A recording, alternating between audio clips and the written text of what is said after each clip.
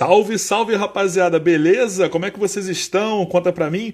Hoje, quarta-feira, Felipe Araújo convida Marcelo Correge, repórter, jornalista, correspondente da Rede Globo. Rapaz, que importante, hein, que tá esse programa aqui, hein? Que moral, hein? Nosso querido Correge, lá diretamente da Inglaterra, vai bater um papo com a gente aqui hoje. Eu espero aí muitas perguntas de vocês, que vocês interajam bastante. O cara já tá na área? Não, ainda não. A Mila, tudo bem, Mila? Como é que você tá? Vai ser muito bacana. O papo hoje é jornalismo, é papo vida, essa vida fora do Brasil, como é que tá sendo passar essa pandemia fora de casa. Vamos falar da carreira dele. O cara cobriu Fórmula 1 por 5 temporadas, cobriu a Olimpíada, cobriu Copa do Mundo. Tem um currículo bem interessante aí. E a gente vai bater um papinho aí com ele, conhecer essas histórias. O jornalista tem sempre história boa pra contar, né? E a gente vai conhecer então essas histórias aí do Correge, tá? Depois esse vídeo vai lá pro YouTube, vai ficar salvo lá e também no meu IGTV, valeu? Pra semana eu vou estar anunciando umas novidades. Eu vou deixar de fazer as lives aqui no Instagram. Segunda-feira é minha última. Eu já até botei uns stories sobre isso mas aí depois a gente bate um papo sobre isso com mais calma, que o meu camarada Marcelo Correge já tá na área.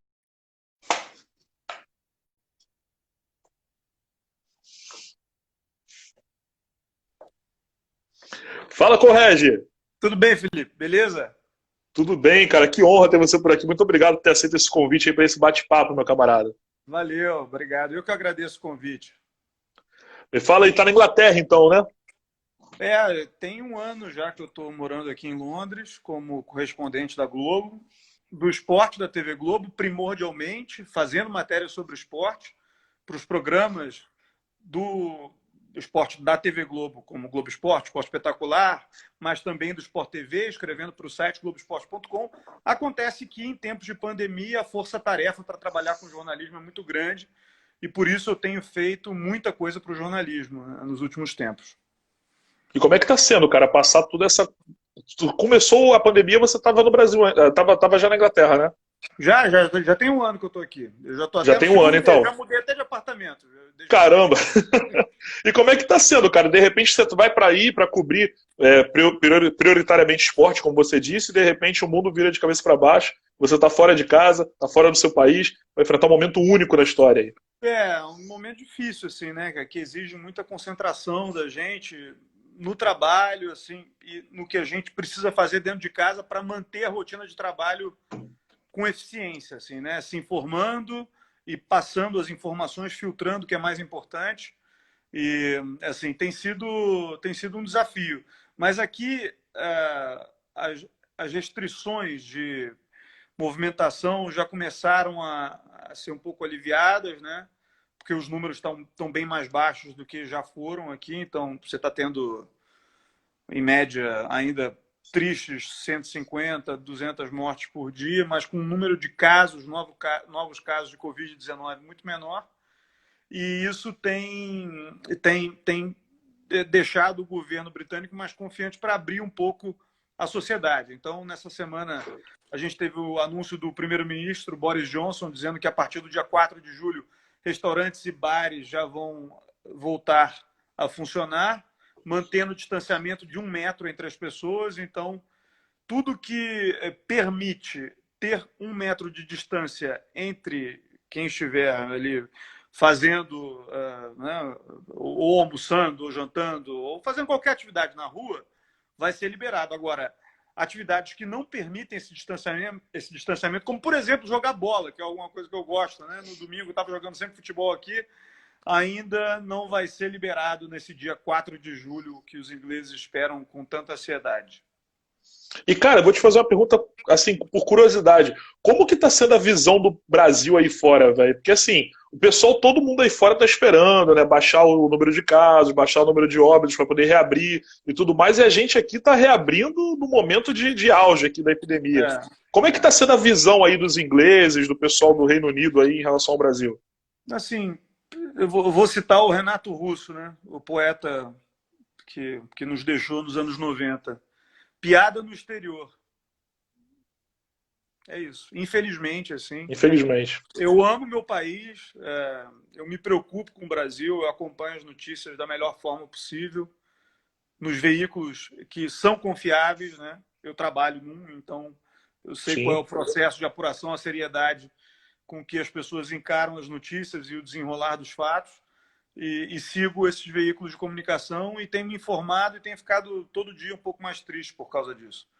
Porque do jeito que a pandemia está sendo tratada no Brasil, a possibilidade de realmente abrir a sociedade com segurança antes da existência de uma vacina contra a Covid-19, ela é ilusória. As pessoas vão para a rua com uma sensação de segurança, mas não vão estar seguras e não vão estar mantendo as pessoas próximas, ou pessoas com quem tem contato, em segurança. Isso aí me entristece muito. E me entristece ainda mais a insensibilidade das pessoas que fazem isso tendo consciência de que isso é algo perigoso e algo que empurra o fim da crise mais para frente. Então, assim, quem quer muito voltar a ir à praia com tranquilidade, quem quer muito voltar a uma partida de futebol dentro do estádio, quem quer muito curtir o carnaval no ano que vem, precisa muito cumprir o isolamento da melhor forma possível agora, Com ou certeza. os cuidados sanitários, porque eu vejo assim, as pessoas indo para a rua com um número de mortes e de casos novos no Brasil muito elevados. Isso já seria uma responsabilidade no quadro que o Brasil está hoje, mas se torna ainda mais responsável quando as pessoas vão para a rua sem máscara, sem cumprir a distância entre as pessoas, né, se aglomerando, sem usar antissépticos, né, álcool em gel, essas coisas. Assim, isso me entristece muito, porque demonstra uma falta de empatia com quem está sofrendo mais com a pandemia e uma falta de preocupação com os outros, né? Um individualismo muito grande. Assim, eu estou um pouco farto de individualismo nos tempos de hoje.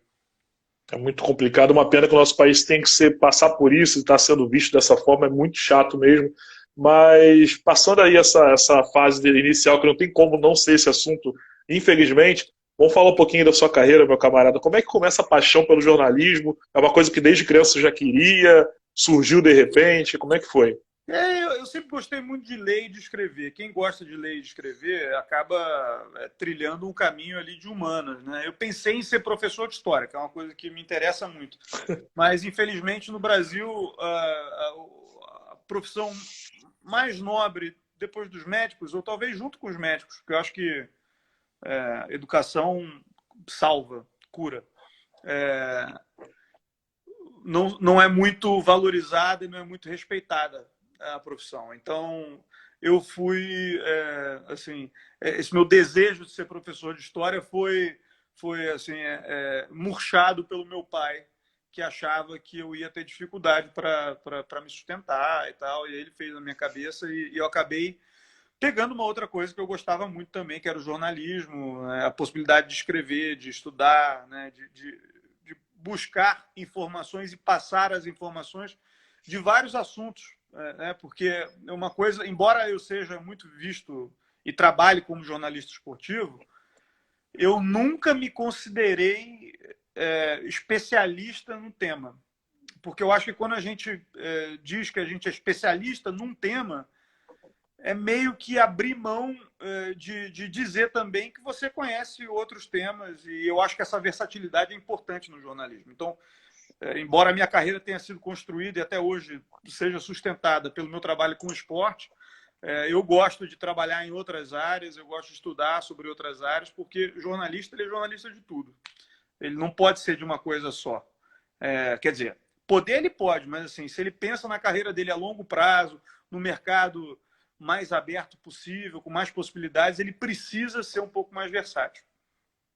Claro, e por exemplo, igualzinho o que você falou, você disse que agora, por exemplo, está vivendo um momento único, né? A pandemia. Então, a força-tarefa para cobrir ela. Não tem jeito, você acaba tendo que ter um texto ou outro, alguma coisa, você tem que né, cobrir a pandemia de alguma forma, né? Sim, Ou sim. não. Sim, eu tenho feito direto, o Jornal Hoje, o Jornal Nacional, de vez em quando, o Jornal da Globo, mais Jornal Hoje, Jornal da Globo, na Globo News, de vez em quando também, falando.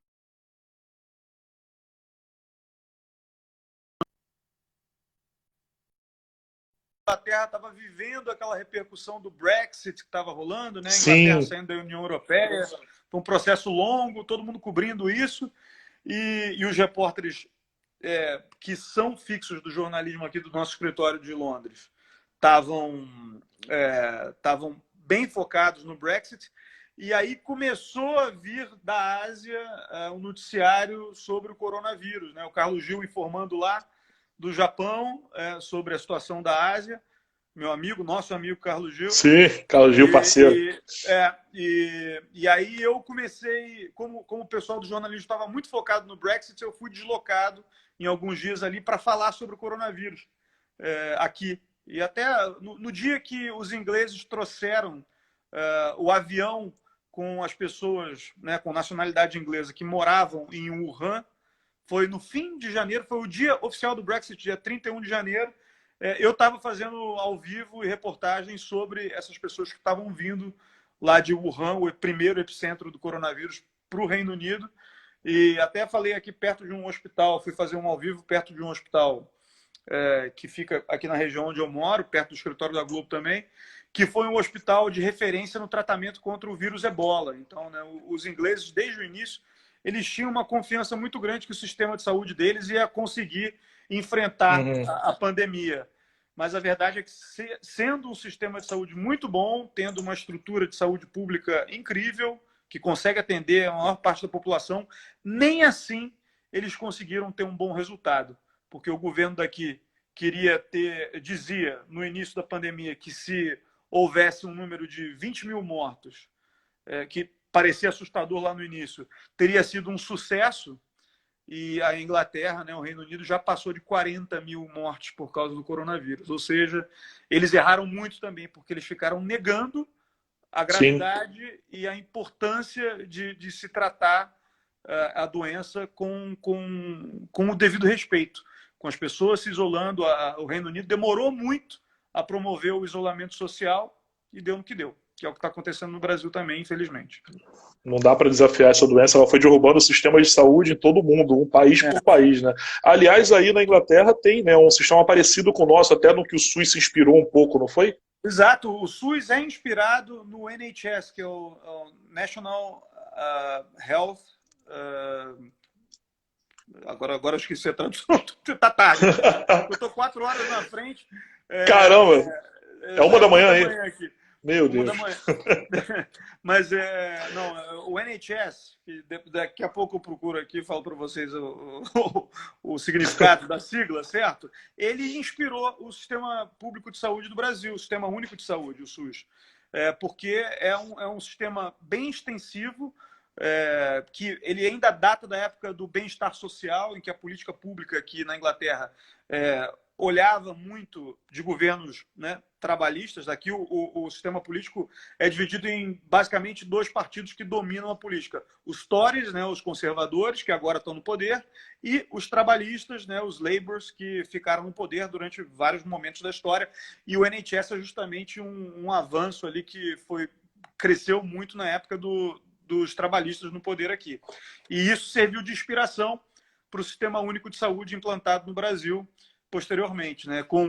E a gente costuma falar mal do SUS no Brasil, mas se não fosse o SUS, era um desastre absoluto. Assim, né? Então, apesar dos problemas que o SUS tem, de falta de apoio, falta de estrutura, às vezes, orçamento não tão grande quanto deveria ser, ele ainda salva muita gente no Brasil.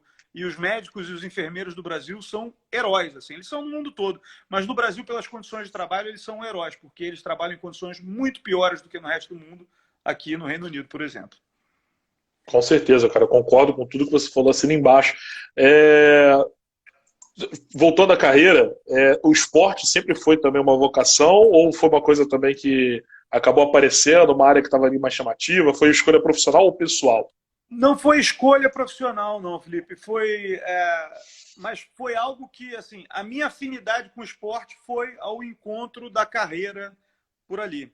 Por quê? Eu sempre fui fanático por esportes, várias modalidades, futebol, basquete. Eu joguei basquete. Até os 17 anos, mais ou menos. Mas vi que faltava altura, faltava talento também, então eu desisti. Mas tinha uma paixão muito grande ali pelo... Tenho até hoje, eu ainda jogo pelado, assim. Mas sempre gostei de tênis, de Fórmula 1 demais, assim, e tal. Então, era um assunto que eu conhecia bem. Mas eu queria trabalhar mesmo com política, com cultura internacional.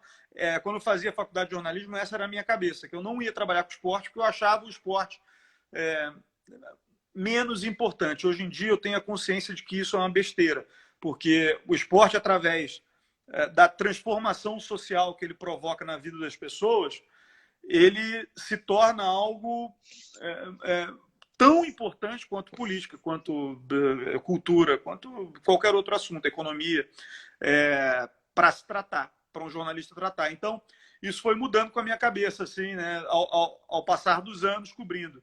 E eu, quando eu saio do estágio no Globo, né, primeiro eu passei no Lance, que é um jornal esportivo. Eu tenho meio com uma facilidade para guardar datas e eventos esportivos e tal. E como estagiário eu passei numa prova lá porque eu sabia essas coisas todas, assim, né? Então foi um primeiro caminho, assim. Depois eu fui também através de uma prova, entrei no Globo, na época que o estágio era multimídia. Você fazia estágio para o Jornal Globo, para o Extra, para o Globo Online e também para o Sistema Globo de Rádio. Eram todas as empresas do grupo ali naquele setor. E eu passava um mês em cada editoria e tal. E quando acaba esse estágio, em 2003, dezembro de 2003, me é oferecida uma vaga na Rádio Globo, no departamento de esporte. E eu também tinha uma oferta de outras editorias, do Jornal Globo, né? Trabalhar na editoria Rio, trabalhar no Globo Online na época, mais com essa área internacional também. Mas a minha chefe na época falou assim, ó, essa vaga aqui da Rádio Globo é só para você por causa dessa sua cultura esportiva aí. Se você não aceitar, os seus colegas de turma de estágio, éramos 8 repórteres, vão ter uma vaga a menos. Então, assim, você pode até pegar as vagas que ofereceram aqui no jornal, que era o que você queria. Mas, né, foi uma pressão que ela fez ali na minha cabeça. Mas se você for para a Rádio Globo, você vai abrir mais uma vaga para um amigo seu. E se você não gostar de lá, daqui a 6 meses eu te trago de volta. O nome dessa chefe que eu tinha era Antonieta Ramos. E aí a Antonieta me falou isso, aí eu segui o caminho que ela me falou, fui para a Rádio Globo e nunca mais liguei para ela. 6 meses depois eu já era repórter da Rádio Globo, eu comecei como coordenador, produtor, eu já era repórter da Rádio Globo, já estava encantado com rádio, que é um ambiente maravilhoso, de muito aprendizado, né, de aprender a falar de improviso. Eu que estava acostumado a escrever, tinha entrado no jornalismo para ler e para escrever, acabei me tornando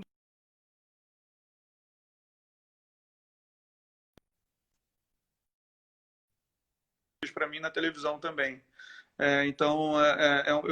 E foi uma carreira que ali na rádio foi até 2007, até agosto de 2007, que é quando eu vou para a Rádio Globo, para a TV Globo. Para a TV Globo. Caramba, cara, que carreira linda. Rádio realmente é muito bom, né, cara? Rádio, todo mundo fala, todo mundo que passou por rádio, teve a oportunidade de trabalhar em rádio, sempre elogia muito o rádio, tem muito carinho, né? Uma coisa que, assim, a pessoa leva pra vida, né? Porque é um aprendizado, como você disse, né? Aprende o tempo, o time, tipo, o jeito de falar, de postar. Muito interessante. O rádio ou TV, se fosse para escolher, tem? Eu te diria, uns anos atrás, eu te diria que o rádio, mesmo vários anos na TV, eu ainda gostava mais de fazer rádio. Ainda me julgava melhor fazendo rádio do que eu sou fazendo TV. Hoje em dia, eu já tenho uma vivência maior, principalmente depois de ter virado correspondente, que sempre foi um sonho da minha vida. Assim, a TV me proporcionou isso, sabe? Então, eu tenho uma gratidão muito grande pelo veículo, pela empresa, por ter me levado para onde eu vim parar, assim, né? Não apenas na Inglaterra, mas no meu período na Rússia também, que foi algo muito importante para mim, de realização profissional e de versatilidade, que é algo que eu sempre busquei na minha carreira também. Eu não falava só de esporte. Na verdade, lá na Rússia eu falava muito mais de política, de cultura, de economia, e também falava de esporte, assim, né? E ter essa experiência foi algo muito gratificante, que mudou um pouco essa divisão ali do meu coração entre TV e rádio, né? Então, hoje eu diria que eu estou um pouco mais para a TV, mas eu ainda tenho 40% do meu coração ali dedicado ao rádio. Que eu continuo perto escutando. ali. Hoje mesmo eu estava escutando rádio inglês aqui para pegar um pouco Caramba. do estilo deles. Que legal. O rádio fora do país ainda tem força? Como é que tá? Ou é bem similar aqui ao que está acontecendo no país, de ter o seu público ainda ali fiel, porém não tão forte como já foi em outros tempos? Sabe, Felipe, aqui na Inglaterra existe uma situação assim sui generis, assim, que o rádio aqui é muito ligado à BBC. A BBC é uma empresa de comunicação, como todo mundo sabe, né, uma das maiores do mundo, mas ela é pública. Pública não quer dizer estatal. Né? Então, o que isso quer dizer? É que o governo britânico não tem ingerência sobre a BBC, apesar de ela ser pública. O dinheiro vem de uma estrutura pública, mas ela é tecnicamente independente. Então, não vira assessoria de imprensa de governo nenhum, assim, sabe? Uhum. O que dá muita força para ela. E também, por não gerar lucros, o dinheiro é todo sempre reinvestido na empresa pública de comunicação. E aí a BBC tem não apenas os canais de televisão, BBC 1, 2, 3, 4, 5, como tem as rádios também, BBC 1, 2, 3, 4, 5, cada uma com uma característica, uma mais ligada à música, outra mais ligada a noticiário, outra mais ligada à variedade. E a produção de conteúdo deles é muito boa. Assim, você que trabalha muito com carnaval, você pode imaginar assim, o que é uma rádio pública totalmente dedicada à cultura e ao folclore do país, assim, a festas populares. Assim. A BBC tem faixas de horário no rádio totalmente dedicadas a isso, com produção de muita qualidade, assim, e profissionais bem remunerados, com carreiras seguras. Então isso é algo assim meio que de sonho assim, para a gente ter no Brasil. Né? É um modelo que não tem muito no mundo. Eu acho que o Japão tem até, a NHK funciona mais ou menos assim.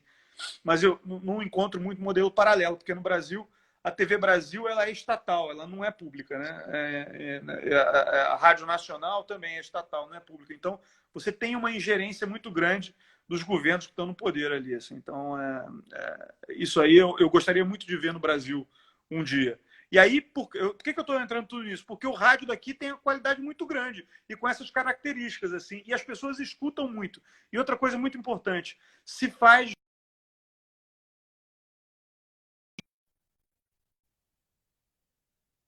Então, a BBC, todos os cidadãos do Reino Unido pagam uma taxa anual para a BBC, que é uma taxa de 150 libras, mais ou menos. Faz aí vezes 6 e vê quanto é. Uma grana boa. É uma grana. Cada cidadão paga. Para poder ver a BBC em casa, para ter o direito de ouvir o rádio, ver a internet e tal.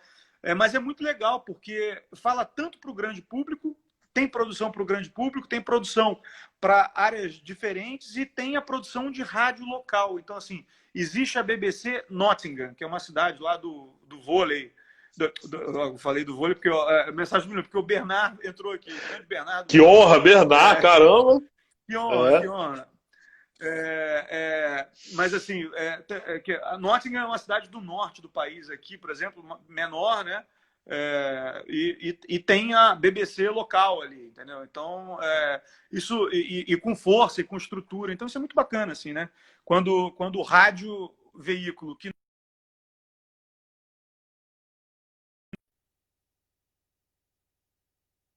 fora do Brasil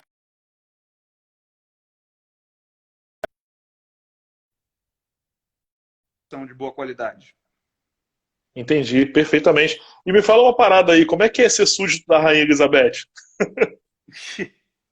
É meio diferente, né? Para mim é engraçado. Eu sou um súdito meio subversivo, assim, né? Porque a minha família. Eu não sou súdito porque eu não sou britânico, né? Mas assim, morando em terras dos Windsor, né? Da família real britânica, eu sou meio subversivo, assim, porque eu não gosto muito da monarquia, não concordo muito com essa ideia de que alguém nasceu de um ventre sagrado e tem um sangue diferente dos outros e por causa disso... Vai ser para sempre ali, né? Vai ser para sempre. Eu não gosto muito disso, não. Eu sou mais do povo, assim.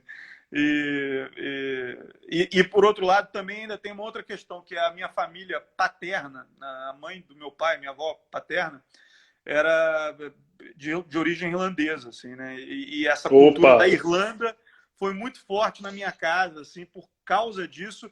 E a Irlanda, como as pessoas sabem, é um país que foi meio que doutrinado ali pela Inglaterra durante muitos anos, assim, né? Hoje em dia é um país independente, né? A Irlanda do Sul, a Irlanda do Norte ainda pertence, né, à Grã-Bretanha, mas a Irlanda do Sul, onde fica Dublin, de onde vem a família da minha avó, é independente e teve várias guerras e várias questões assim, né, contra a Inglaterra e contra a coroa britânica, né, que tentou acabar com a cultura irlandesa, acabar com o idioma gaélico que se falava na Irlanda durante séculos de domínio da Grã-Bretanha e da Inglaterra sobre a Irlanda. Hoje em dia, desde 1922, a Irlanda é um país independente, ainda depende muito da negociação econômica ali com o vizinho, né, Grã-Bretanha, mas pertence à União Europeia, né? Então Sim. agora está bem diferente mesmo da Inglaterra e do Reino Unido. Então eu tenho um pouco assim dessa coisa assim, sabe, meio O que chamam de ranço, né? Um porque certo ranço. pois é, eu sou brasileiro, mas eu sou um pouco irlandês também, então eu fico com esse ranço aí. É. E me fala uma parada, como é que ficou essa situação aí da saída do Reino Unido, da União Europeia, cara? Já que você tá por aí, como é que tá isso? Com a pandemia, travou tudo? Tá caminhando? Como é que ficou? Cara, e surpreendentemente está caminhando, assim. Eles estão levando as negociações, apesar da pandemia. JJ Sam, amigo meu lá da Califórnia, abração. Marcelinho do vôlei, só craque entrando aqui, cara. Rapaz, tá pesado aqui. Só Marcelo Elgarten, Felipe Murta Pinheiro, meu melhor amigo de infância também, todo mundo entrando, pô, que amigos. Mas assim, o Brexit está acontecendo. Carol Oliveira, um monte de amigo entrando aqui, Felipe, tá bacana. Opa, fica aí que o papo tá legal. O Brexit está rolando, apesar da pandemia, né? Porque o Parlamento Europeu, né, continua em atividade, o Parlamento Britânico também, e eles têm, Natan, meu amigo também do Reta Final, falando de rádio, Natan é craque do rádio também. E aí as negociações estão acontecendo para que a saída gradativa e os acordos comerciais sejam implementados na data original imaginada. De fato, o Reino Unido já está fora da Europa desde o dia 31 de janeiro, mas ainda não existe uma regulamentação para como vai ser o trânsito de pessoas entrando e saindo do Reino Unido para a Europa, e nem acordos comerciais estabelecidos. Isso aí vai ser um processo mais longo, mas as negociações continuam, apesar de o mundo estar de pernas para o ar por causa da pandemia. Pois é, caramba, sinceramente, eu tenho um pé atrás com esse movimento que eles estão fazendo. Eu não sei se é uma boa, não, mas quem é a gente, né? Eu acho que economicamente eles vão sofrer um pouco, pelo menos. Sim. Eles vão sofrer um bocado. Pois é. Correge, meu camarada. Seguinte, você está num país aí que é o berço de uma boa aí que nós temos em comum, que é a Fórmula 1. Como é que é? Como é que foram as cinco temporadas, né? Cobrindo como repórter, viajando o mundo, aquela loucura, um final de semana num lugar, outro no outro.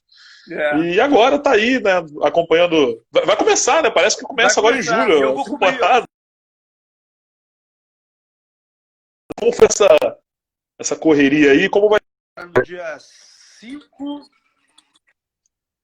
de julho, dia 5 de julho, na Áustria, com uma rodada dupla. São duas corridas na mesma pista, lá em Spielberg, no Red Bull Ring, né, que é a pista da Red Bull, e sem público, obviamente. E aí depois a Fórmula 1 vai para a Hungria, vai lá para Hungaroring, em Budapeste, e vem aqui para a Inglaterra, para Silverstone, para duas corridas também. Eu vou fazer essas duas corridas. Silverstone fica a mais ou menos 2 horas de carro aqui de Londres. É uma pista que eu adoro. Sim, maravilhosa. Cheia de curvas. Eu gosto de Fórmula 1 quando a pista é antiga e a curva tem nome, não é curva 1, 2, 3. É isso aí. Beckett. Mas vou te falar aqui, cá entre nós, caíram tantas corridas legais, o Hungaroring podia ter caído também, sabia? Exato. O Hungaroring ficou chato, assim, né, com essa coisa dos carros de turbulência, né? Sim, não dá para aproximar. Os carros não conseguem se aproximar e fazer o movimento de ultrapassagem, então ficou muito difícil com esse regulamento que a gente tem hoje em dia. A mudança de regulamento no ano que vem iria mudar um pouco isso no curto prazo, né? Com carros um pouco menores, com conceitos diferentes, aerodinâmicos, mas isso aí foi adiado por causa da pandemia também. As mudanças aerodinâmicas que aconteceriam no ano que vem passaram para 2022, então a gente ainda tem mais 2 temporadas aí com esses carros do jeito que são hoje em dia e dominados pela Mercedes, né? Que Pois é, desde cara. que o motor turbo híbrido entrou, em 2014, nunca mais perdeu um campeonato mundial de construtores, um com o Nico Rosberg e os outros 5 com Lewis Hamilton. Aliás, fala com o Hamilton aí quando você encontrar com ele, para ele vir aqui para minha live, vai ser bem legal entrevistar o Lewis. A gente tenta. Esses dias eu. Assim. Não, pô, cara, esses personagens da Fórmula 1 são bem legais. Eu me apaixono pelos personagens, pela história das equipes. Aí a gente que gosta, né, conhece esse outro lado. Aí é bacana ver a rivalidade na pista. É além da corrida, né? Sim. É muito legal. Mas imagina como é que seja o solicitado. O Bernardinho, cara, eu fui falar com ele esses dias. Ele falou, cara, eu vou te falar, eu tenho convite até novembro. Eu falei, meu Deus, marca pra dezembro então minha live aí, que tá tranquilo, não tem problema nenhum. Mas então, e essas 5 temporadas aí, que história legal você tem pra contar pra gente? Alguma coisa aí que foi marcante? Sei lá, alguma coisa que você queira partilhar nesse momento aí. Tem muitas histórias bacanas, assim, né? Porque você viaja muito com a Fórmula 1, você conhece culturas diferentes, países que você talvez não tivesse planejado conhecer. Eu fui à Índia, por exemplo, com a Fórmula 1, uma pista que ficou 3 anos na Fórmula 1 só e depois saiu. Ainda bem que eu fui, porque eu não iria à Índia assim, por um destino escolhido. E conheci, e tem pontos positivos, pontos negativos, mas que bom que eu fui. E assim, é sempre interessante por isso, é sempre interessante pelos bastidores, pela oportunidade que você tem de se aproximar de culturas diferentes. Mas de histórias de Fórmula 1 mesmo, eu tenho alguns momentos assim interessantes, assim, sabe? Por exemplo, o título do Lewis Hamilton, quando ele vira tricampeão, em 2014 ele ganha, 15 ele ganha. 2015, em Austin, no Texas, nos Estados Unidos, ele faz o tricampeonato nessa corrida com muita antecedência, porque ele dominou a temporada. E o Hamilton sempre foi um cara que me deu muito espaço ali para fazer as entrevistas, para fazer as perguntas do jeito que eu queria fazer, às vezes até se indispondo com a assessora de imprensa dele para que eu terminasse as minhas perguntas, né? Por alguns motivos, eu imagino. Primeiro, por causa do carinho que ele tem com o Brasil, pelo Senna ser o grande ídolo dele e por, como ele já disse a mim e a outros repórteres brasileiros em entrevistas, ele se sentir um pouco latino, apesar de ser inglês. Por que isso? Porque o pai do Hamilton, ele é de uma família de origem caribenha, de Granada, da ilha de Granada. E ele é muito envolvido com a cultura ali caribenha, então ele sente essa latinidade, assim, e ele é negro, assim, né? E o Brasil, apesar de eu ser branco, assim, né, o Brasil é um país de maioria negra, assim, e eu acho que ele sente que ele conversa com a população brasileira. E através de mim, um repórter branco lá segurando o microfone, talvez ele enxergue, né, de um jeito maior, assim, né? Então, o que está por trás de você, né? Exato. O que você representa. Ele sempre teve esse carinho comigo, mas na verdade eu como o porta-voz ali para ele do povo brasileiro. E aí em 2015, quando ele é tricampeão, ele empata com o Senna, ele está super emocionado com isso e ele vem ali para a área de entrevistas coletivas, entrevistas individuais, na verdade, que a gente chama de o cercadinho da Fórmula 1, onde todas as TVs do mundo fazem as entrevistas. E ele pula várias que seriam prioritárias.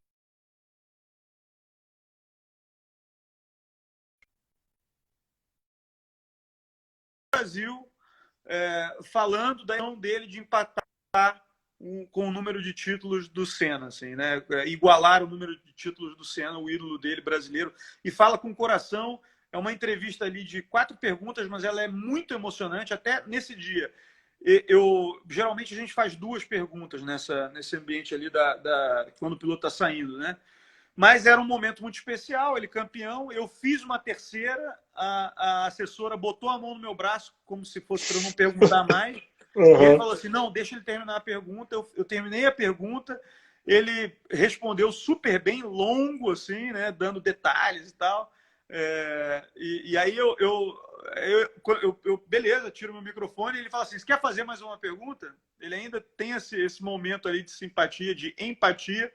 Eu ainda faço um pedido de despedida ali dele e tal. E ele faz essa despedida e vai embora, assim, os ingleses já revoltados que queriam falar com ele. Mas, assim, quem bate esquece e quem apanha lembra, assim, né? O Hamilton foi muito criticado pela imprensa inglesa em vários momentos da carreira dele, antes de começar a ganhar vários títulos, né? Ele ganha o primeiro título da carreira pela McLaren, muito novo ainda.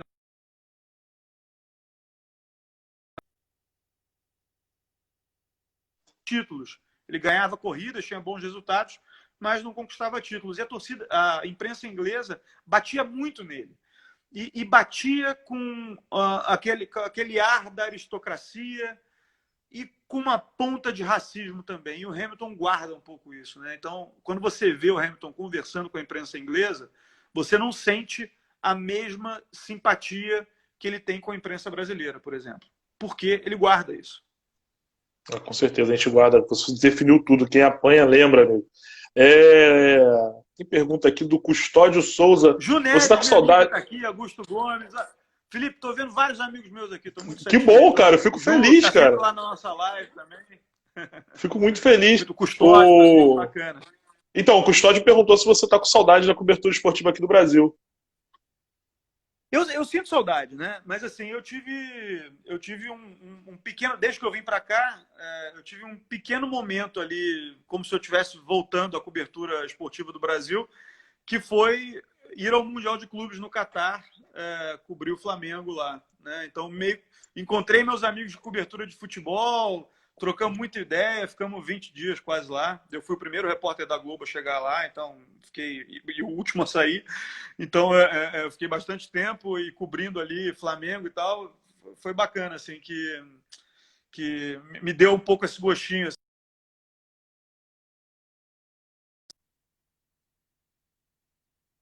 E a gente fazia aquela divisão ali por setoristas, né? Eu cobri todos os clubes do Rio. E tenho muito carinho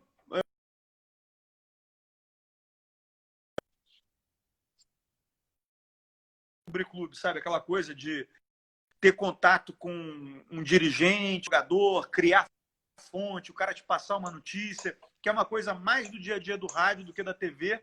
Mas na TV a gente ainda faz um pouco, e hoje em dia a gente faz um pouco para o site também. Obviamente, eu aqui afastado, na Europa, fico com menos contato e menos com a mão na massa. Mas volta e meia ainda tem um grilo falante lá dentro do Vasco, ou dentro do Flamengo, que me manda um negócio assim e tal, dentro do Botafogo, do Fluminense, e aí eu solto. O Vasco foi um clube que eu cobri muito tempo, e é um clube que eu tenho um carinho assim enorme. Foi um período da minha vida muito importante ali na Rádio Globo, que eu costumo dizer, nenhum clube, instituição me recebeu tão bem quanto o Vasco da Gama. Ah, que fofo. Os 4 clubes, assim, o clube que mais me abraçou e que eu tenho lembranças assim mais bonitas assim da minha cobertura de dia a dia de clube, de repórter de rádio, é o Vasco. As pessoas costumam me associar muito ao Botafogo, eu falo bastante do Botafogo também, porque minha família paterna é toda botafoguense, meu avô foi fundador da primeira torcida organizada do Botafogo, então eu tenho uma ligação forte com o Botafogo, mas eu também tenho uma ligação muito forte com o Vasco, e eu costumo dizer que o clube que me recebeu melhor como repórter foi o Vasco. A ponto de eu ter, uma vez, numa época de Eurico Miranda no poder, lei da mordaça, eu ter cometido uma ousadia para tentar mudar a situação, né? Por causa da censura à imprensa esportiva, eu li uma receita de bacalhau no ar, na Rádio Globo, lembrando do Jornal do Brasil dos anos 70 contra a ditadura militar, em que eles escreviam receitas de bolo quando alguma coisa estava censurada, né? Eu fiz uma referência jornalística ali, na época que eu cobri o Vasco, li uma receita de bacalhau no ar, achei que eu fosse ser barrado do Vasco por anos, e o que eu recebi, na verdade, foi uma ligação do assessor de imprensa, chefe da assessoria do então presidente Eurico Miranda, Roberto Garófalo, meu amigo da minha mãe, inclusive,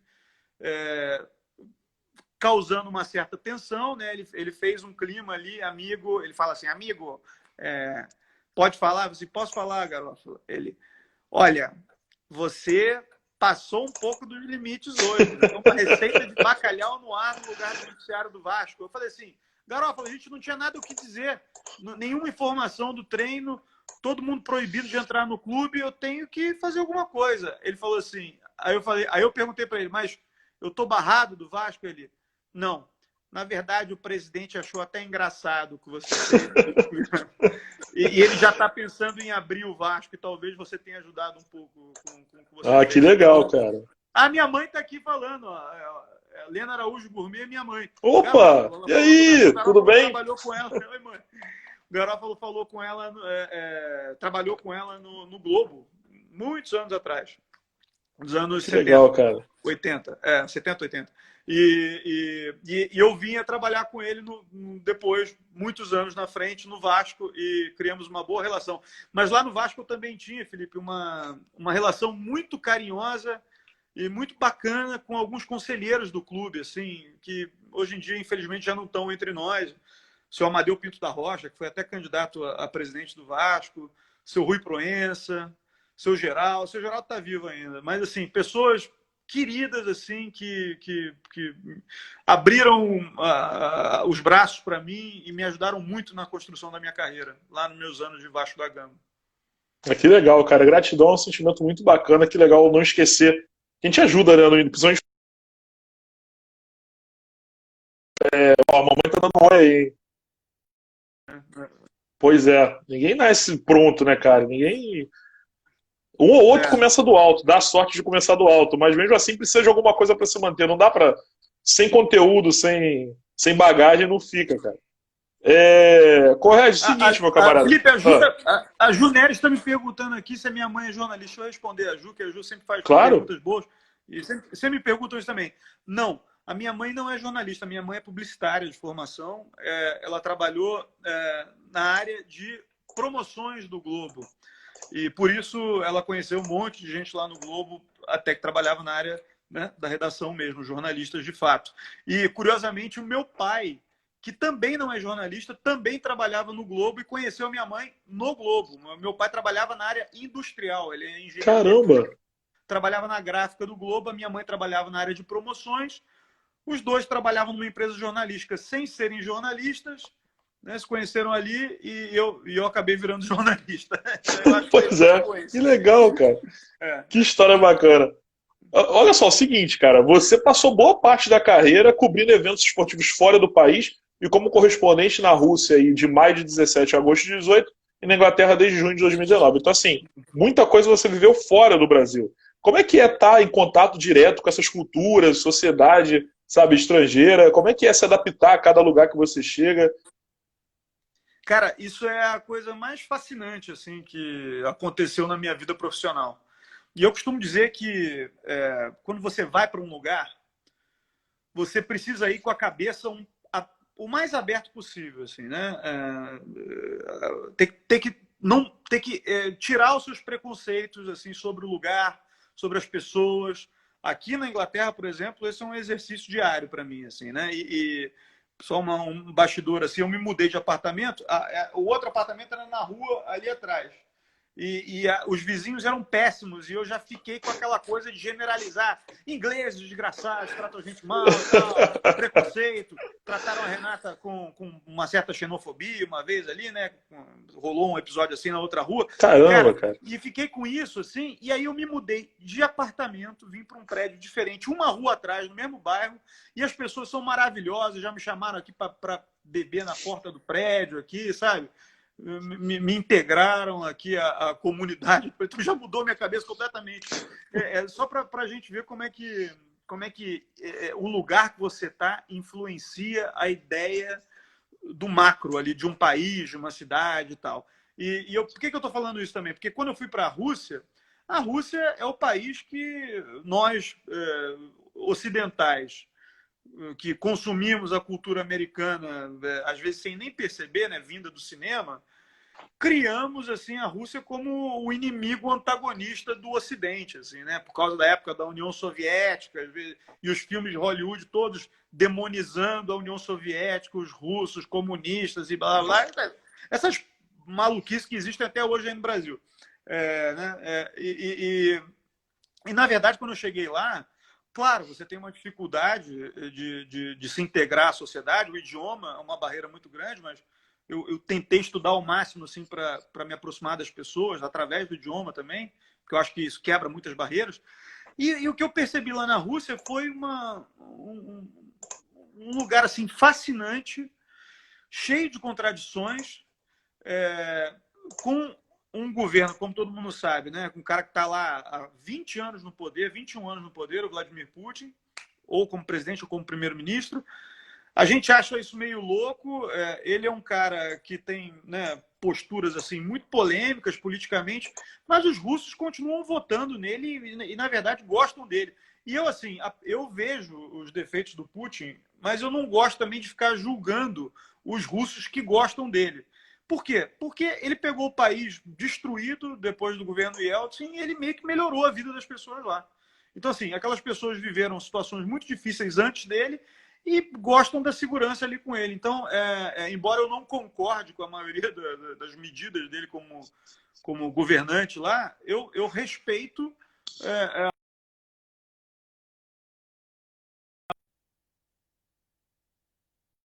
os prévios para ser correspondente no lugar.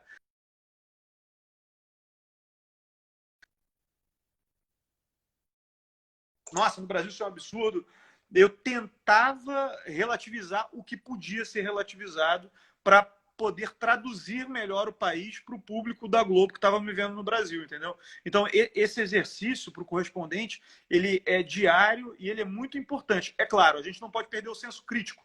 Quando uma coisa absurda acontece num lugar, tipo, um exemplo, perseguição à comunidade LGBTQ na Rússia, que é um negócio que acontece de Sim. fato. Isso para mim é uma coisa abominável, não tem desculpa, não tem relativização. Assim. Então eu botava o dedo na ferida e falava. Agora, outras questões, como por exemplo, eles ficarem deixando o presidente lá ficar mudando a Constituição deles o tempo todo, o povo russo está votando para aquilo também, sabe? Não é eleição falsa, assim, os votos acontecem, eu vi lá, eu entrevistei as pessoas, eu tenho uma proporção na cabeça. As pessoas continuam votando no Putin e vão votar num referendo lá agora para estender o direito dele de se eleger até 2036. Então o Putin vai ter quase 100 anos quando ele sair do poder, assim, mas provavelmente, assim, né? Mas assim, eu entendo a cabeça dos russos. Não concordo, mas eu entendo. E eu preciso passar para o público uma visão neutra daquilo, assim, né? Ou o mais neutra possível. Assim. A questão do Putin eu acho interessante, porque quando ele está com o primeiro-ministro, quem é a maior autoridade do país é o primeiro-ministro. Quando ele está com o presidente, a maior autoridade do país é o presidente. Isso eu acho fascinante lá no Putin. Mas eu entendi o que você falou, eu concordo. Vez, né? Ele só deixou uma vez, porque o Medvedev foi péssimo presidente e é um cara até sacaneado lá, assim. Então o Putin falou assim, bom, agora eu não faço mais isso, agora eu vou mudar a Constituição aqui, vou poder me reeleger como presidente até sabe-se lá quando e não tem mais negócio de primeiro-ministro, eu ser primeiro-ministro, vai ser presidente. Entendeu? Então ele foi primeiro-ministro do Yeltsin, no fim do governo do Yeltsin, no último ano, foi durante 4 anos com o Medvedev como presidente, que durante o período que eu morava lá, o Medvedev era o primeiro-ministro, mas ele ficou cansado do Medvedev. O Medvedev é meio um bonachão, meio bobalhão lá, o povo russo sacaneava muito ele também, e aí ele trocou o Medvedev recentemente, no início do ano, tirou ele, botou o cara chamado Mikhail Mishustin, que agora é o primeiro-ministro lá. Mas, na verdade, é um pau-mandado do Putin. Assim, né? Também Olha só, 2 Copas do Mundo, uma Olimpíada, 2 finais de Liga dos Campeões, 2 campeonatos mundiais de vôlei, 5 temporadas de Fórmula 1. Foi o resuminho que você me passou agora há pouco no WhatsApp, antes de a gente começar esse papo. Qual desses trabalhos aqui te dá mais orgulho de ter feito parte, de ter trabalhado, participado? A Rússia foi um desafio muito grande para mim, assim, porque as pessoas já devem ter notado que a Globo faz isso, né? Toda vez que tem um grande evento num país, um grande evento esportivo,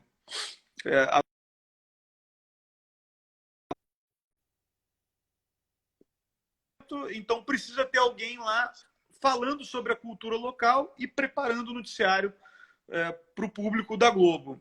E os caras que fizeram isso, historicamente na Globo, são caras que são referências absolutas para mim. Assim, começou com o Renato Ribeiro para a Copa da Alemanha, foi a primeira vez que a Globo fez isso.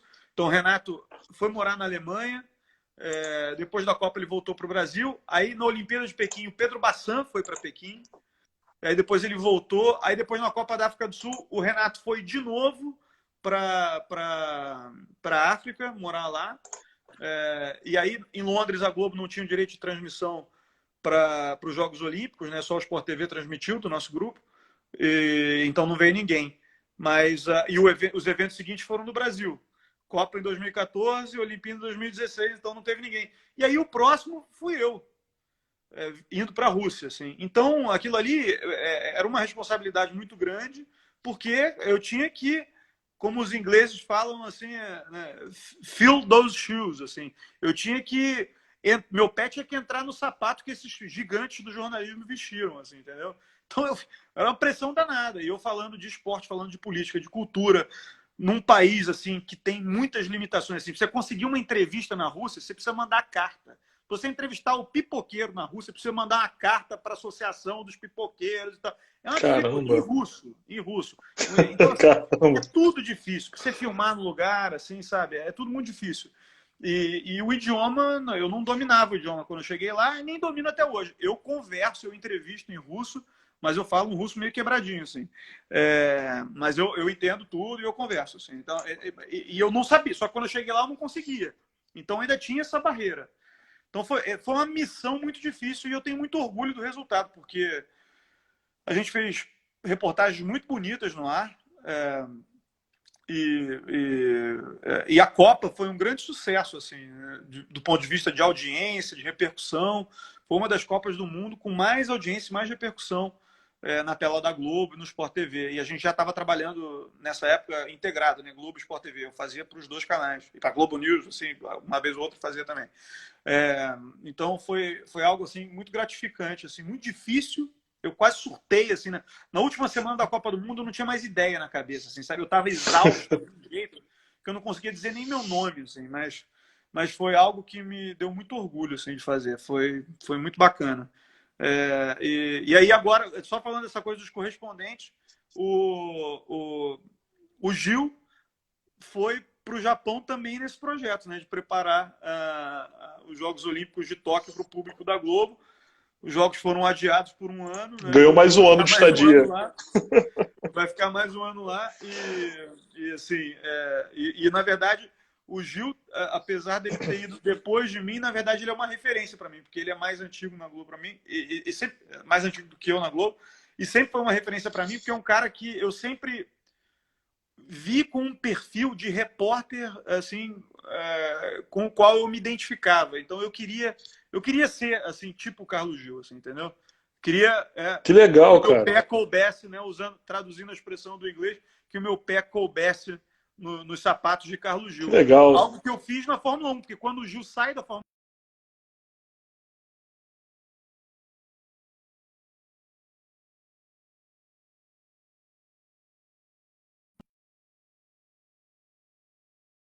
1, o cara é bom, meu irmão. Aliás, o Gil falou, né, que ano que vem ou tem Olimpíada ou não tem mais, né? A decisão lá parece que é assim, ou tem ou não tem, vai ter só em 24 e vambora. A parada é essa. Aliás, já fica o convite aqui, eu tô mudando meus projetos aqui, as entrevistas vão passar a ser terça-feira, futuramente a gente vai bater um papo, vou chamar vocês dois lá pro YouTube. A gente bate um papo com vocês dois lá, vai ser interessante, vai ser legal. O Carlos Gil que fez o meio campo aí pra eu chegar no Colrege. Grande parceiro.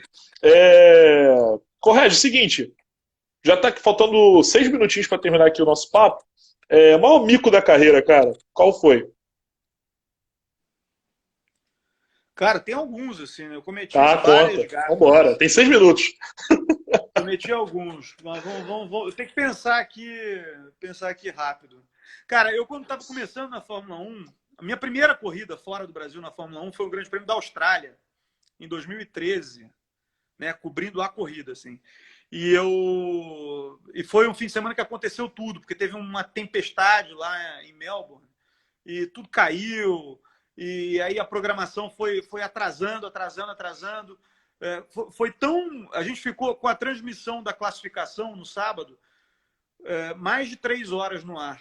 O Galvão e o Reginaldo segurando lá na cabine, mas eu muitas vezes entrando lá embaixo. E eu estava nervoso porque era a minha primeira corrida. E apesar de eu ser um super fã de Fórmula 1, eu ter acompanhado a minha infância inteira, minha adolescência inteira, muito, eu estava nervoso.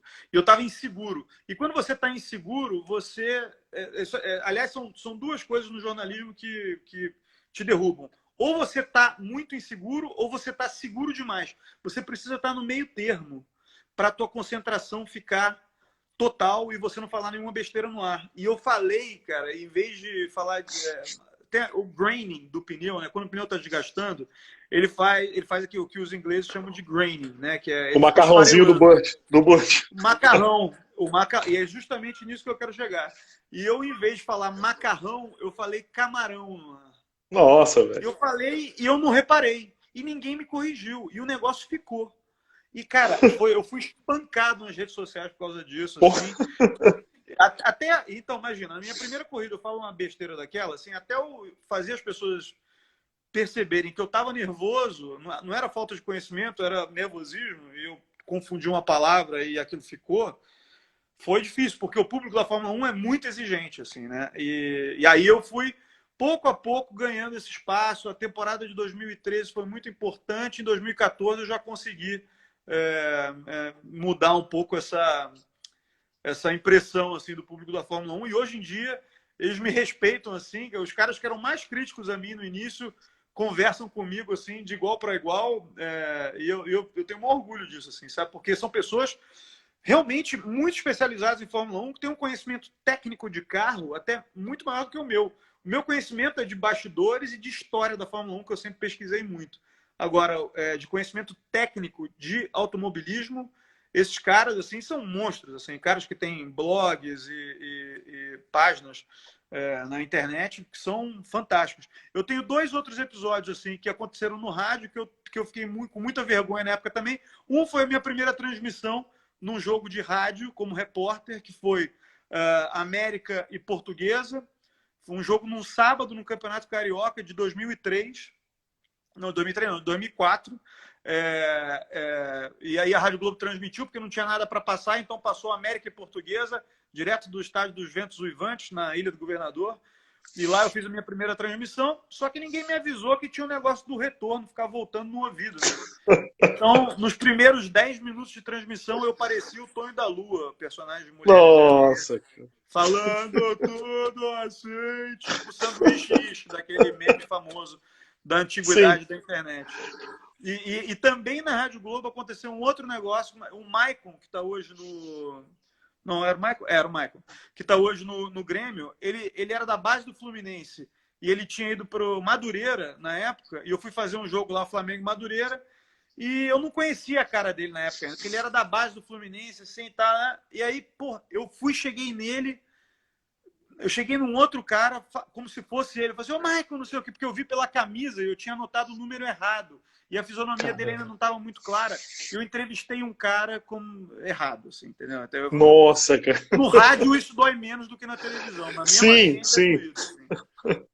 Levei tá uma respondido ali do meu chefe da rádio na época, assim, mas depois eu consegui recuperar a minha carreira. Que maravilhoso.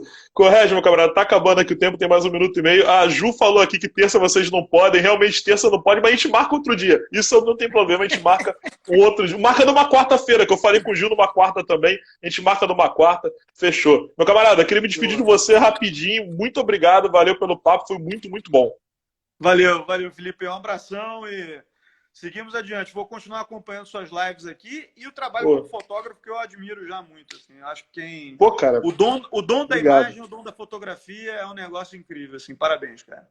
Obrigado, valeu mesmo. Obrigado pelas palavras. Esse foi Marcelo Correge, meu camarada lá da Inglaterra, falando aqui humildemente com a live do Felipe Araújo Convida, que a partir do começo de julho vai lá pro YouTube, a gente vai mudar tudo, eu vou avisar vocês com calma no final de semana. Quem não segue o meu trabalho, faz que nem o Marcelo Correge aí, segue, começa a acompanhar meu trabalho como fotógrafo. Na sexta-feira o Papo é Samba, Evandro Malandro, intérprete da Grande Rio, vai estar aqui com a gente. E no domingo tem o Boteco do Marquês recebendo a Grande Rio lá no YouTube. Casal, carnavalesco, mestre bateria, vai estar todo mundo comigo às 7 da noite. Valeu, pessoal, um abração, fiquem com Deus, tchau, tchau, hein.